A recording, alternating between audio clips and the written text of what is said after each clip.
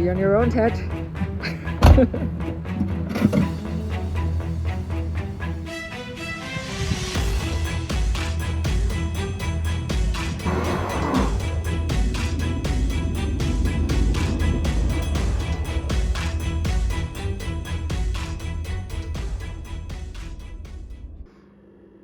Hey, my name is Matt. Welcome to my channel, all about cars, gadgets, and anything interesting in between. Today I'm going to chat to you about my trip to Mondello Park. The trip itself was organised by my girlfriend. For those of you that don't know, Mondello Park is an Irish racetrack where you can buy days out in different cars, whether it's a Ferrari, a Porsche, or a small Formula 3 car, I think it is. So I've always wanted to go to Mondello Park, but the only problem was the price. The price can be a little bit too expensive. It's between about 300 maybe and 500 if you wanted to go all out. But I've never had that kind of money to spend, or just didn't think it was the right time. So eventually, the reason why I got to go was my girlfriend. My girlfriend, for our 5th anniversary, bought me tickets to Mondello for a Porsche experience. Now, the reason why it's Porsche experience is because for the last year I've been doing something called manifesting. Some of you might know about it. And manifesting, basically you have a list or some ideas that you want to accomplish, whether it's a year from now, 5 years from now, or 10 years from now. One of the items on my manifestation list is a Porsche, to own a Porsche. Another area of manifesting is visualization. So visualizing yourself doing or driving or eating or being whatever you want to be in a year, 5 years, 10 years. And obviously, as I want to own a Porsche, I've been trying to visualize myself getting up in the morning, going down to the car park, getting into my Porsche every morning and driving off. So my girlfriend thought it was a great idea, which it was, to buy me a ticket for a Porsche experience, to give me that kind of an idea of what it's like to drive a Porsche, to own a Porsche, and to have it every day. Now I'll go through the reasons why it didn't really work out that way later on in the video. So yes, stay tuned for that. So when my girlfriend bought the tickets, there was 2 options. There was a midweek experience or a weekend experience. My girlfriend went for the midweek experience, but when I was booking it online, there was one day available on a Saturday. And to get that Saturday, I needed to add a couple more euro onto the price of my midweek, and I was able to book the Saturday. So instead of waiting a couple of months for a midweek one, I was able to book for the Saturday.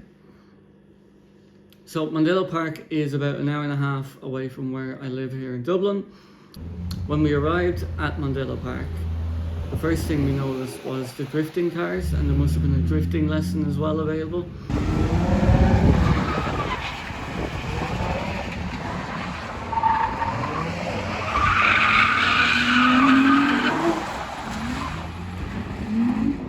So that was pretty cool that we could see them kind of drifting around while we were walking up to the area that we were to check in for my own day.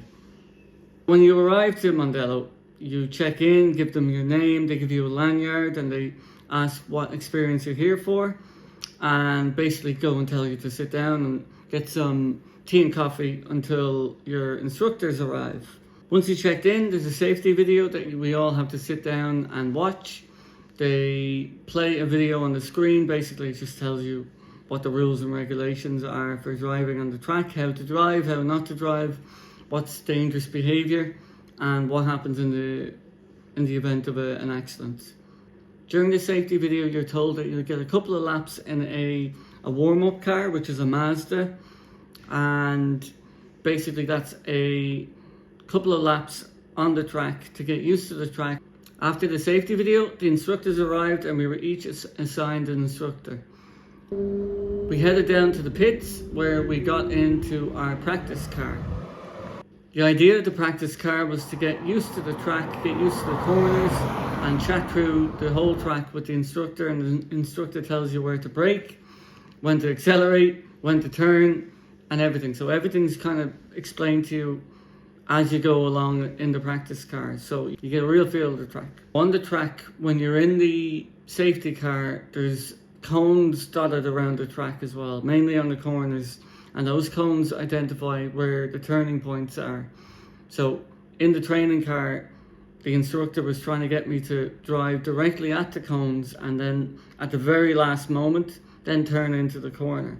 So for me, like going from driving on a normal road to a racetrack, it was hard to get my mind around that and hard to just drive the wrong way basically first and then at the last second turn into the corner. So that's something that I would never have done normally, and it was a real challenge to get my head around that. Another area was the braking points. There was also signs indicating where you should brake, but I found it very difficult trying to brake in the Mazda compared to the Porsche, which I'll explain later on. After a couple of laps in the safety car, the main event arrived. So once the practice laps were done, we got into the Porsche, and that was a completely different kettle of fish. So straight away you get into the Porsche, you get into bucket seats. They strap you in with proper kind of harnesses. It's got a roll cage. I don't know what they were expecting to happen. And it's pretty much stripped out completely except the two seats, one for the instructor, one for yourself. And you can already tell it's going to be a completely different experience to the Mazda. Now, once we were out on track, you can tell again that the Porsche is a completely different car to the Mazda. The power behind the Porsche is something like I've never driven before, which leads to a few issues around braking.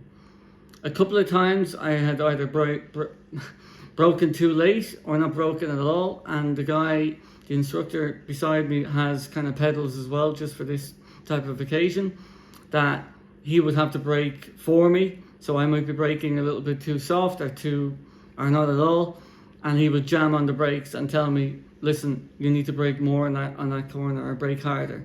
Even though the signs were there, it's very hard to just quickly adapt to the Porsche, to how the braking is, and just completely different to what I'm normally used to. You got to remember as well, these cars have been driven pretty much on the hour, every hour, Monday to Sunday, and the brakes may have been worn and wouldn't have been like the factory level brakes. Will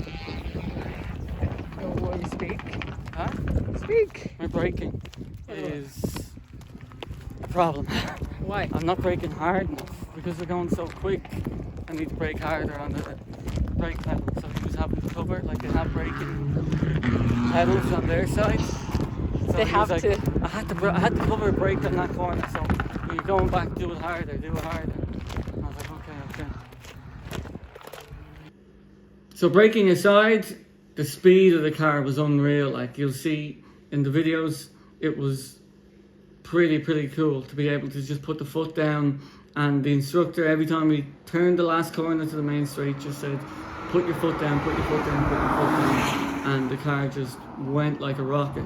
And it was a great exhilarating experience to feel that power, something again that you wouldn't normally get on a road car.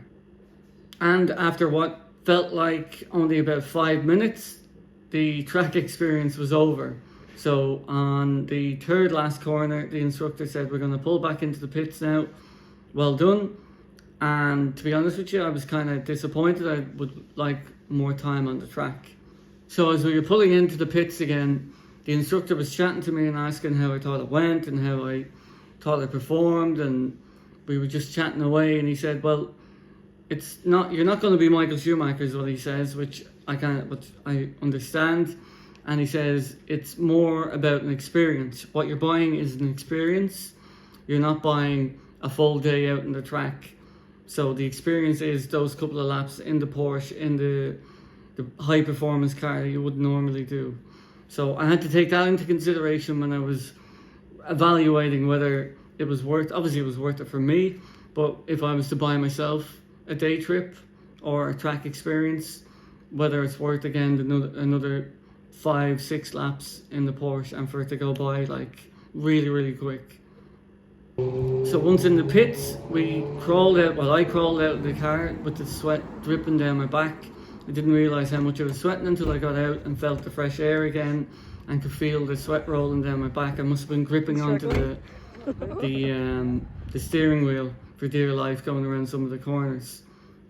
So we got out of the car and headed back up to where we checked in, handed back the helmet, handed back the hairnet, and we got a certificate basically saying that we completed the course, the experience, and that was that.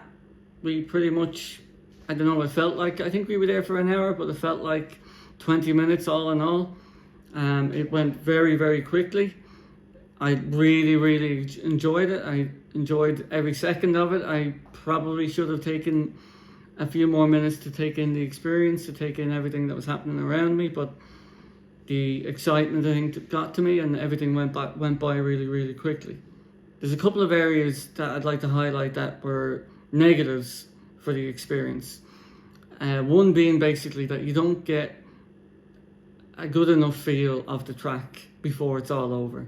So again, I know your man was saying, oh, it's an experience, you're not going to be Michael Schumacher, etc., etc. But you are only just getting used to how to turn the car, how to just control the car, and then it's over. So you're just, like, I suppose it's another way to make you come back for more and more and more, that you're just getting used to it and then it's over.